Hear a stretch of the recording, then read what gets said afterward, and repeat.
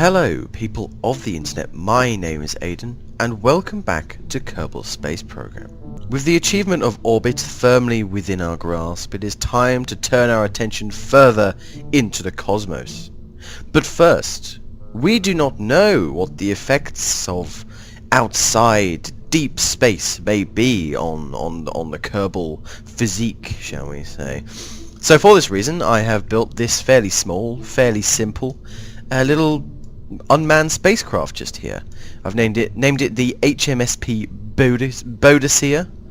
It's Boudicea, not Boudicca, it's Boudicea. See, it's Boudicea. Yes, which, as I have described here,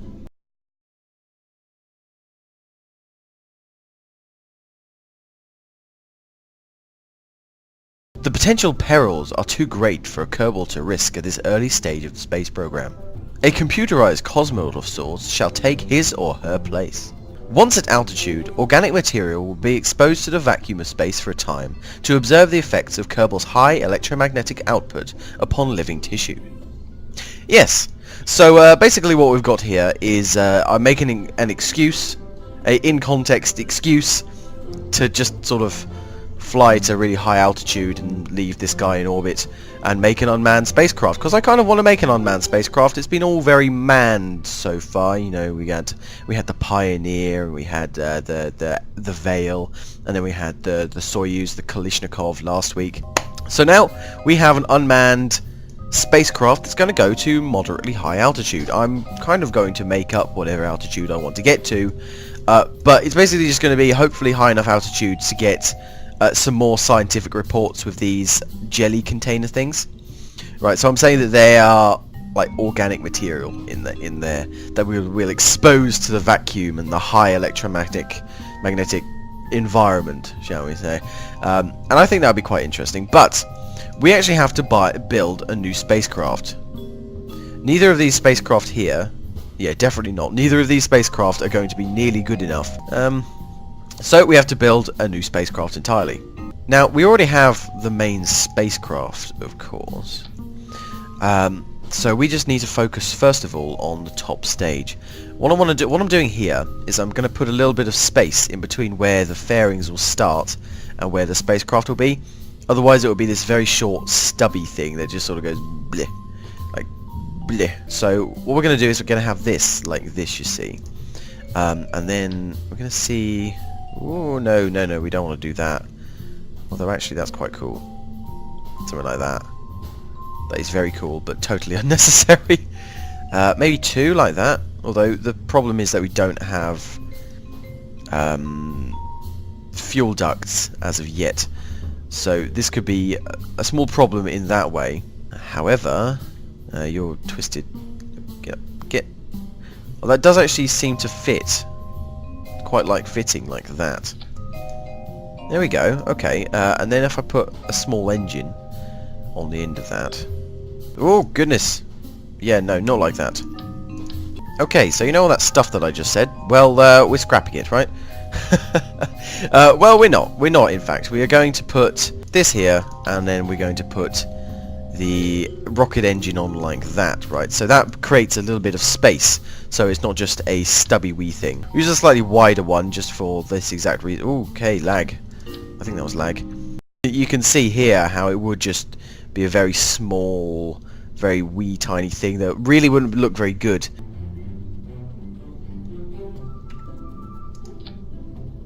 With the payload firmly secured, it's time for us to start working on the lower stages. So we already have our top stage. This will be just for in-orbit maneuvers, I imagine. Or really rather just the final boost into whatever orbit we can get to. To actually get off the ground, we want something a little bit specialized, actually. So we have these bigger tanks now, and that's quite useful. It means we can do something like this. Have this engine on the bottom of there. And then continue on downwards like so. Now, ideally right here, I would like to have a system where these all share fuel, but as I say, we still do not have fuel ducts as of yet. So what may be better is to just place a radial decoupler in between them. So I'm being a little bit risky here with this, as you can see. I'm using the different efficiency engines on either side. As I say, I would much prefer to have it be able to have a system where they share. So you put one that goes into here, but then also another one that goes from the middle into the outside, and that means that they all share fuel, and that way they'll all run out of fuel at the same time. However, we haven't unlocked that yet, but hopefully this should be able to compensate for that. So in an ideal world, if all goes to plan, they'll all run out of fuel at the same time, right? But if that doesn't happen, then we can actually separate here, and these will fall away, leaving this one to break away if these do run out of fuel before. Which, I mean, potentially they won't do. They may actually run out of fuel afterwards, which could be a bit of an issue. How about we do a test firing?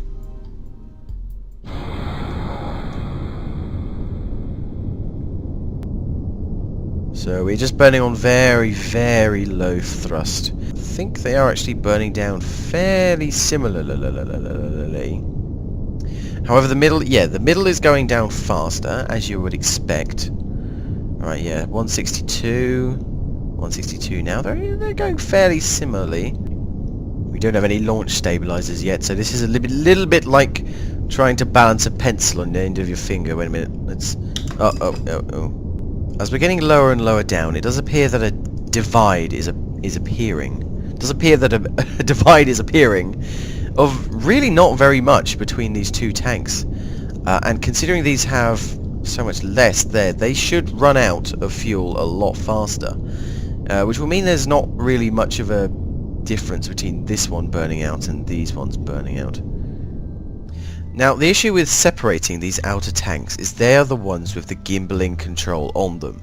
If we lose them and we go into a bit of a tailspin or something, I don't know if you can have that with rockets, it's a bleeding rocket, then we won't be able to recover with this central stage. So what I'm considering right now is actually just putting all of them as these wee gimbaling motors like this, you see? And then just having the same amount of fuel in all of the tanks and just having them kind of adjoined because they have to be adjoined, right? I've added a bit more fuel. There's a bit more. There's a 3.5, I guess no, 3.5, 2.5 here of these sort of 1 times tank, because people call this a 2 times tank, a double length, and they call this the half. So you have to say this is the 1, I guess, because it's the original fuel tank size. Anyway, I've added a little bit more fuel. Got all 3 these gimbaling engines, the LVT-45. This rocket does look a little bit spindly and not really attached. I mean, you can see straight through there, but I think you just have to pretend that you can't see. Yeah, there you go. Oh, I don't know what you're on about. You can't see anything. This isn't shifted to a perspective that you can't see anything. No, we wouldn't do that to anyone.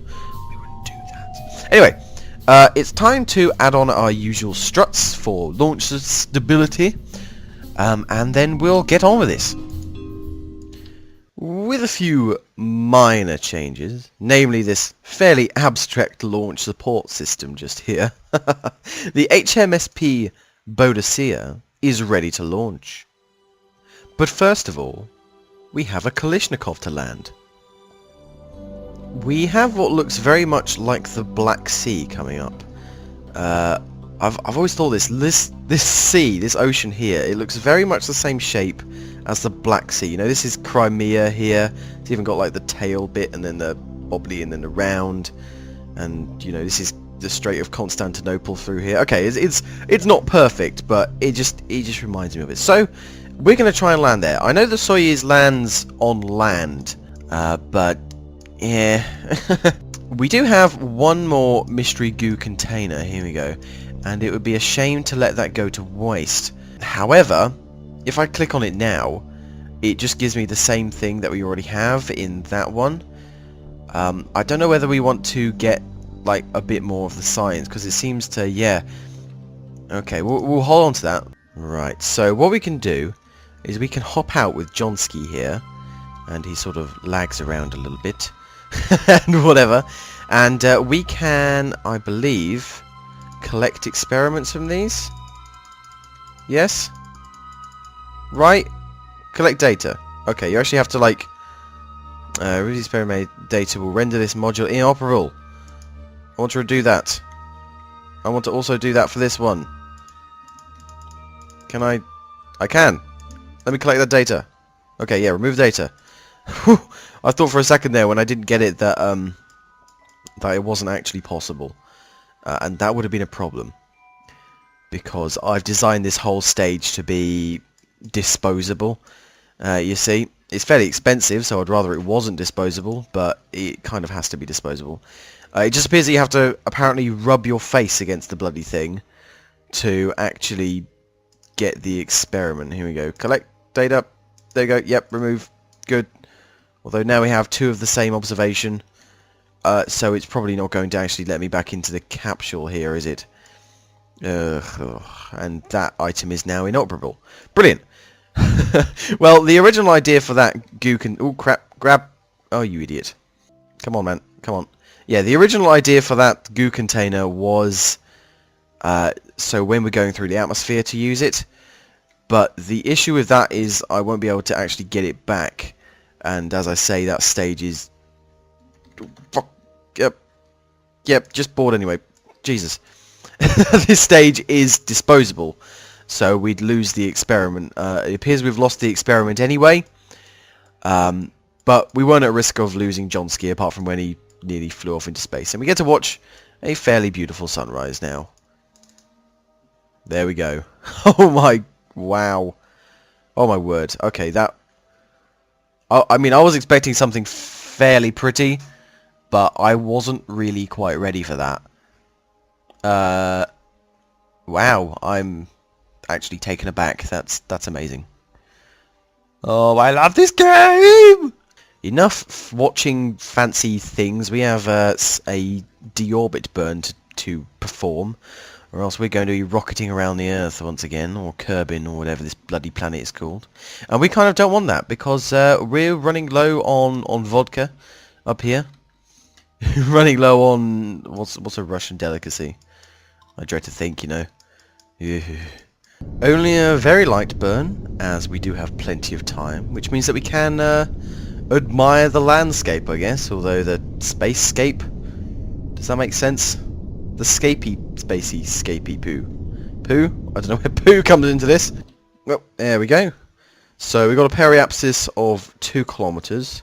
We're only coming down from a very low orbit, so we should, you know, slow down by about here. Maybe we might land somewhere over here, or possibly end up in those mountains. But we shall find out.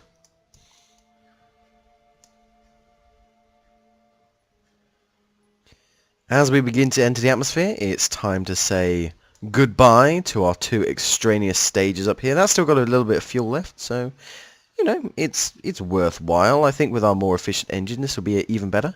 I'm already thinking of different improvements that we can make to this spacecraft. I don't know why I really want to make this spacecraft work, because it's so impractical and inefficient.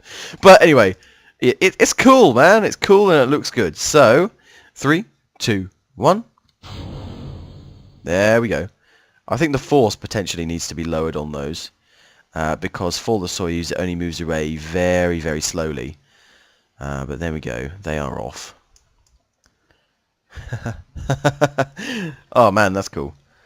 From the window, Johnski can see the sun and then these 3 planets here as his stage drifts off into the distance. That is very cool. That's very cool. It's like some sort of massive conjunction going on. That's very awesome. Minmus looks very interesting through the ultra zoom lens there, Johnski. What can you see? What can you see? Oh, you can see that it's all green and stuff. That's rather interesting, isn't it? It looks very different without the interference of the atmosphere. Yeah, that's bloody interesting. We've got to go there sometime. Fucking hell. Although Jewel looks even more interesting through the ultra zoom lens. Look at that. Oh my goodness. When I saw Jupiter for the first time with all its moons spread out, it was having much the same effect as this is having on me right now. I think it looked much the same as that. And if you've ever seen Jupiter through like a telescope or whatever, you'll know what I mean. You'll know what I mean. Or if you've ever seen Saturn's rings, I've got my own telescope, and I saw Saturn's ring through my own telescope, and that just took my breath away immediately. This is very, very pretty. Look at that, with the sun and then Jewel up there with its moons that you can actually zoom in on and see. That's very cool. I'm totally forgetting this is a mod, actually. This should be the base game. Make it happen.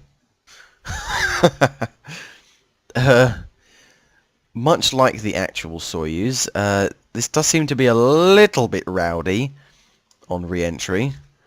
I guess entirely because of this random lead weight that's on the side here. Okay, we are entering the transonic region. I don't actually know where that is, but we're going to pop the parachute nonetheless. There it is. The parachute has been thoroughly popped. I guess is what you could say to that. There you go. It kind of drags us along from the side, which isn't really great, I don't think, but it's working. It's slowing us down. It's doing its job. Johnski is not having a good day. He wants to go back to space. There's not as much, force upon his body. Space, 0G. It's liberating. It's liberating for the soul, the body, and the mind. Being trapped down here on Earth is just... it's just not cool, man. It's like upside down and to the side. And also kind of breaking apart in the sky, but... there we go. Sploosh. Sploosh. Sploosh.